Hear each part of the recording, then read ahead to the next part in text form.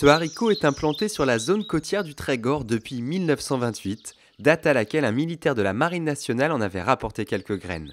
70 ans plus tard, le coco de Paimpol sera le premier haricot à obtenir une appellation d'origine contrôlée. Cette AOC délimite un territoire entre Paimpol et Tréguier. Le coco de Paimpol, je commence à le semer à partir de fin mars, début avril, et jusqu'au fin juin. Ça permet d'étaler les surfaces et la récolte. La récolte s'effectue à partir de 14 juillet, en gros, jusqu'à fin septembre. Donc avec du personnel, donc la récolte est effectuée à la main, ça s'appelle le plumage. Et oui, le plumage, car le geste est le même que lorsque nos grands-mères plumaient une volaille sur leurs genoux. Chaque saison, plus de 2000 cueilleurs investissent les champs. Au pic de la récolte, une quarantaine travaillent sur les 22 hectares de ce jeune agriculteur. Mes parents en ont fait, j'ai toujours vu des haricots sur l'exploitation. Du coup, j'ai continué la production, quoi. Et donc qui me plaît, quoi.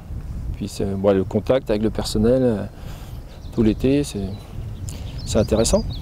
Le violet qui apparaît sur les gousses est un signe de maturité. À l'intérieur, on croirait voir des perles dans un écrin.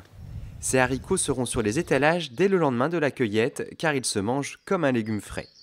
Au contraire des haricots secs, pas besoin de les tremper longuement dans l'eau avant de les cuisiner et une fois écossé, le coco de Paimpol garde toutes ses qualités gustatives au congélateur. Une bonne solution pour vous régaler toute l'année.